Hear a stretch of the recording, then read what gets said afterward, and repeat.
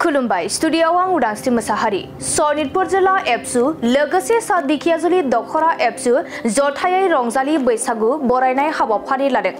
दिनैनिफ्राय बर'फोरनि आंगो रंजालि बैसागुआ जागायबाय। बेखौनो लोब्बा लाखिनानै सनितपुर जिल्ला लोगोसे सादिखियाजुलि दखरा दुलाराय बर' फरायसा आफादनि बानजायनायाव बाथासिपुर मिलन गोजौ फरायसालिनि गेलेग्रा फोथाराव बर'नि माहारियारि फोरबो बैसागुखौ बरायनायजों लोगोसे गेदेरफोरनो मान बावनाय उन्दैफोरनो अननाय होनाय हाबाफारि लानाय जायो। बे हाबाफारिनि गेजेरजों जिल्लानि आरो ओनसोलनि सिङाव थानाय माखासे दैदेनगिरिफोरखौ मान बावनाय जायो। बे हाबाफारियावनो आलासि महरै दुलाराय बर' फरायसा आफादनि बोसोनगिरि खुंख्रा स्वर्गियारि, बुंथिगिरि अबिद नार्जारि, सुबुं फोनांजाब नेहाथारि राजेश बसुमतारी, नेहाथारि बिरदाव बर', सनितपुर जिल्ला बर' थुनलाइ आफादनि नेहाथारि कमल कुमार मोसाहारि, लेङाइ आफादगिरि हदानन्द ब्रह्म, जिल्ला आरो ओनसोलनि गोबां दैदेनगिरि बिथांमोना बाहागो लादों। गोजोनथाव जे बर'नि माहारियारि फोरबो रंजालि बैसागु फोरबो बरायनाय बेखौ सनितपुर जिल्ला दुलाराय बर' फरायसा आफादा सादिखियाजुलि दखरा दुलाराय बर' फरायसा आफादनि हेफाजाबजों दिनै बाथासिपुर मिलन गोजौ फरायसालिनि बे गेवलां फोथाराव सानसेनि मेहेरगोनां हाबाफारिखौ लानानै दिनै खुंफुंदों। जोंनि दिनैनि बे खुंफुंनाय जाहोनानो जाहैबाय जे दुलाराय बर' फरायसा आफाद सनितपुर जिल्ला एबसुनि गासै बिबानगिरि बिथांमोना गाबोन जिहेतु बैसागुनि 1 तारिख आरो 1 तारिखआव बर'नि धोरोमारि बायदियै जोङो बयबो ब्रह्म धोरोमफोरा जयग होगोन, बाथौआरिफोरा दिनै आरज खालामगोन, बा मिसनारिफोरा हयथ' गिर्जायाव थागोन। दा बे हिसाबै जोङो बिबानगिरिफोरा गाबोननिफ्राय जोङो ज' जालायनो हानाय बेबायदि खाबुआ थालिया। बेनिखायनो जिल्ला एबसु हिसाबै खेबसेनो गासै दखराफोरखौ लानानै आरो जिल्ला एबसुनि गासै बिबानगिरिफोरखौ लानानै दिनै जोङो जयैनो जोङो जिल्लानि सिङाव थानाय जोंनि मेलेमजिबि सारमोन, बुद्धिजिबि सारमोन आरो गोबां जोंनि सिबिजाथाव गेदेमा बिथांमोनखौ जोङो सनितपुर जिल्ला दुलाराय बर' फरायसा आफादा मान बावनाय हाबाफारि लादों। आरो बे मान बावनाय हाबाफारिया गासै 120नि बारा जों सनितपुर जिल्ला दुलाराय बर' फरायसा आफादा दिनैनि बे हाबाफारियाव जोंनि जिल्लानि सिङाव थानाय मेलेमजिबिफोरखौ बरायबाय। बे हाबाफारियावनो गाहाय आलासि हिसाबै बाहागो लादोंमोन जोंहा जिल्लानि आरो दुलाराय बर' फरायसा आफादनि बोसोनगिरि मानगोनां खुंख्रा स्वर्गियारि सार दिनैनि गाहाय आलासि आरो जोंनि बे हाबाफारिखौनो मेहेरगोनाङै बेखेवनानै होदों सनितपुर जिल्ला बर' थुनलाइ आफादनि गाहाय नेहाथारि मानगोनां कमल कुमार मोसाहारि सार। बेजों लोगोसे मिरुनि आरो जिल्लानि गोबां बिबानगिरिफ्रा बेयाव बाहागो लानायजों आरो गोबां मोसाखावरि बिथांमोननि बाहागो लानायजों बे हाबाफारिया आबुं जाफुंबाय। दा बेनि गेजेरजों आं दिनैनि बे बरायनाय फोरबोजों लोब्बा लाखिनानै सनितपुर जिल्ला एबसुनिफ्राय बेखौनो गासै बर' माहारिनिसिम खावलायहरनो सानदों दा दिनैनि बे बरायनाय फोरबोखौ गाबोननिफ्राय जे गोदान बोसोर बैसागुआ फैगोन, जाहाथे बयबो गामियाव जोंनि लाइमोनफोरा मोजाङै मोजां बर'नि गाननाय जोमनाय गामसा गाननानै आर'नाइ लानानै हिन्जावसाफ्रा दख'ना गाननानै फास्रा लानानै बर'नि खाम सिफुं सेरजा जथाखौ लानानै जाहाथे बयबो मोसायो। मोनसे आब्रुथि दामनाय देनाय, मोनसे आब्रुथि मेथाइ खननाय, बैसागु मेथाइ खननायनि गेजेरजों जाहाथे बैसागुखौ रंजायो। मानोना बे बैसागुआनो जोंनि हारिमुवारि आरो गोबां जोंनि राव थुनलाइ बायदि बायदि सोदोमस्रिजों सोमोन्दो गोनां। दा बेखायनो बेखौ जोङो जाहाथे मोनसे आब्रुथिनि गेजेरजों लांनांगोन, जाहाथे जोंनि आबै आबौ बोराय बेन्थ गामिनि गेजेराव बयबो रंजागोन मोसागोन। दा बेखायनो आं बयनिसिमबो गाहाम हामलायनाय जासिदों आरो बयखौबो मिजिंथिदों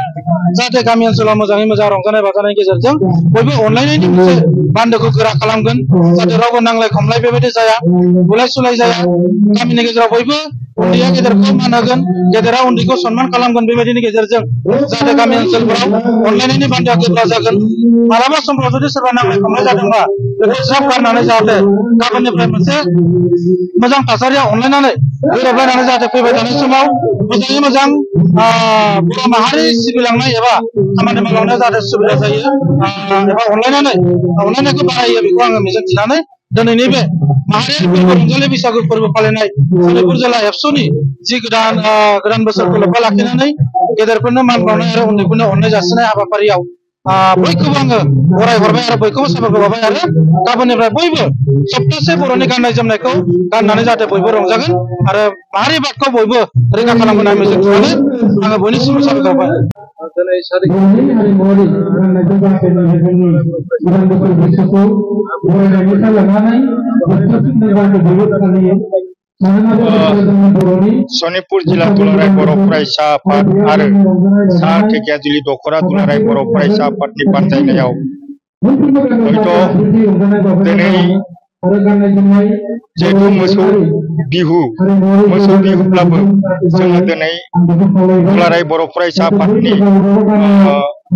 सनितपुर जिल्ला दुलाराय बर' फरायसा आफादनि थांखि बादियै जिहेतु गाबोननि सानाव गाव गाव न'खर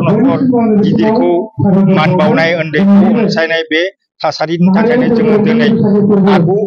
बैसागु बरायनायखौ जोङो दिनै नैबे बाथासिफोरनि मिलन गोजौ गेलेग्रा फोथाराव जोङो दिनै सामलायनाय जादों आरो बेवहाय जोङो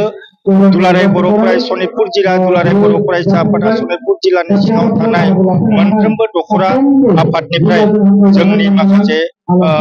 गेदेमाफोर बिथांमोनखौ हांख्रायनानै लाबोदों आरो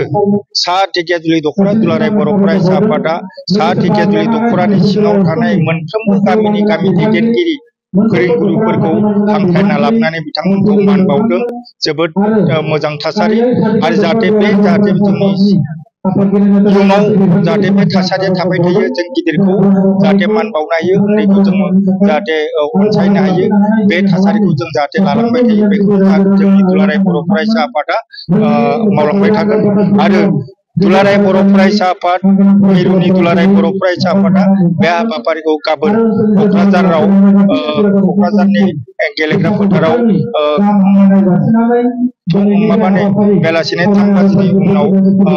सामलायनो नागिरदों ओंखायनो आंबो नैबेनि दारै बयखौबो दुलाराय बर' फरायसा आफादनि साफ्रोमबो दैदेनगिरि बिथांमोनखौ जाहाथे दान्दिसे नुजानानै क'क्राझाराव जोंनि गिदिरखौ बरायनाय उन्दैखौ जाहाथे मान उन्दैफोरखौ जों अनसायनाय गेदेरफोरखौ जों बरायनाय बोर लानाय बे हाबाफारियाव नुजाहैनो थाखाय आंबो आंनि दुलाराय बर' फरायसा आफादनि खावलायनाय जाबाय।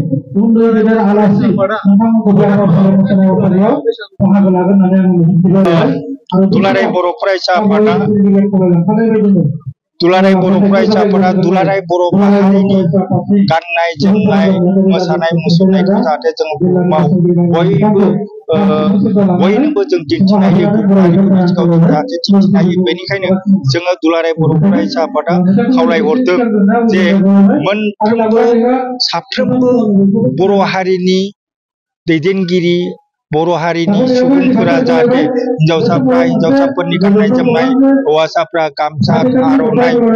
गाननानै जाहाथे 1 बैसागनिफ्राय 7 बैसागसिम जों जाहाथे गामिफोराव ओंखारो बा जोंनि गाननाय जोमनाय जोंनि राव हारिमुखौ जाहाथे फोथांनानै लाखियो बेनि थाखाय दुलाराय बर' फरायसा आफादा बयखौबो खावलायहरदों।